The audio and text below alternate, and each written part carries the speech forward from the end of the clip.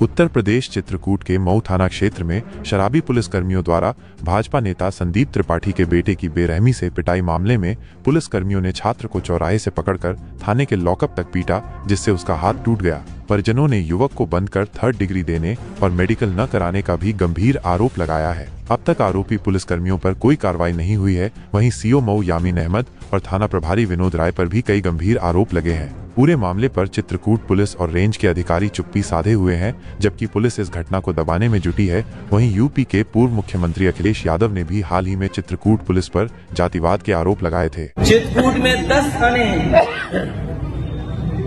जयतन में सिंह साहब लोग बैठे हैं। क्या घटना हुई है, क्या है पूरा? रात 3 बजे पहले समय सुधार लीजिए 3 बज गया है।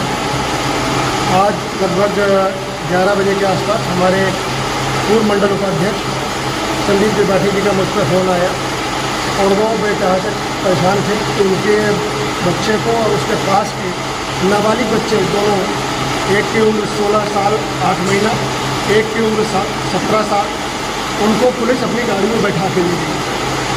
तो मैंने तत्काल उनके फ़ोन काटने के बाद संबंधित इंस्पेक्टर को एसओ मऊ को फ़ोन किया। मैंने कहा इसमें क्या मामला है? उन्होंने कहा साहब एक 1098 पे कंप्लेंट आई है, एक लड़की का मामला है और इसलिए उसको बैठाया है।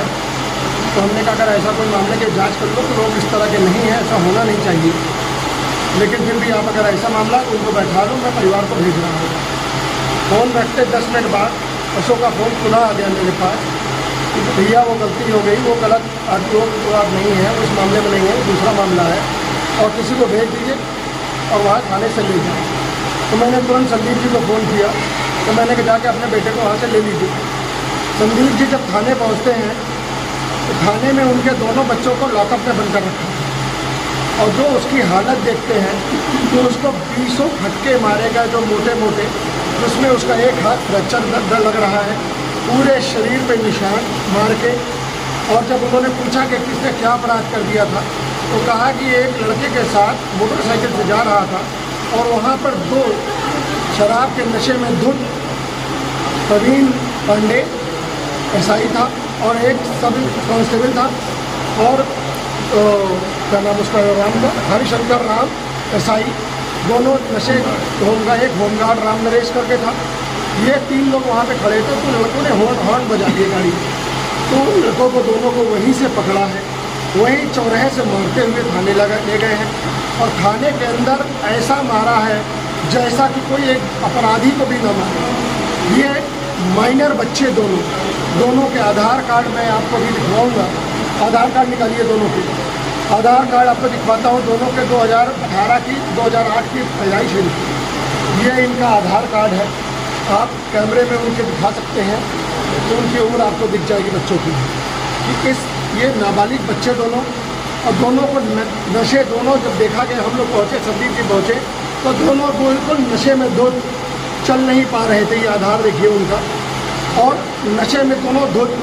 मैंने वहाँ से मुझे बताया, इन्होंने बिल्कुल रोते बिलखते मुझे फ़ोन किया। मैंने तत्काल कप्तान को फ़ोन किया, कप्तान ने कहा एसओ को तुरंत उन्होंने लाइन पे लिया। एसओ से कहा कि तत्काल इनकी मेडिकल जाँच कराइए। ये लगभग 11:30 के आसपास की बात है। मैं तो उस समय करबी से था, मैंने अपनी गाड़ी घुमाई, मैं तुरंत थाने की ओर बढ़ गया। जब मैं थाने में 12 बजे पहुंचता हूं तब तक वहां पे वातावरण पूरा करीब 100-150 लोग इकट्ठा थे और ये लोग सिर्फ खाना पूर्ति कर रहे थे। पुलिस प्रशासन वहां पे सीओ आ चुके थे। सीओ मेरे सामने कहे कि भाई मैं ले चल रहा हूँ, सीओ से कप्तान साहब का आदेश है। तो हमने कहा तुरंत इनको मेडिकल के लिए ले चलिए। मेडिकल के लिए जब हम लोग गाड़ी में बैठा के, एक गाड़ी में दोनों बच्चों को, ये और ये दोनों को बैठाया और दूसरी गाड़ी में हमने कहा एक में एसओ की गाड़ी में एक को बैठाइए, सीओ की गाड़ी में एक को बैठाइए और दूसरी गाड़ी में दूसरे को। हम लोग लेके निकल के चलते हैं। जैसे जिला वहाँ CSC पहुँचते हैं तो इन लोग बुला के इनकी जांच होती है।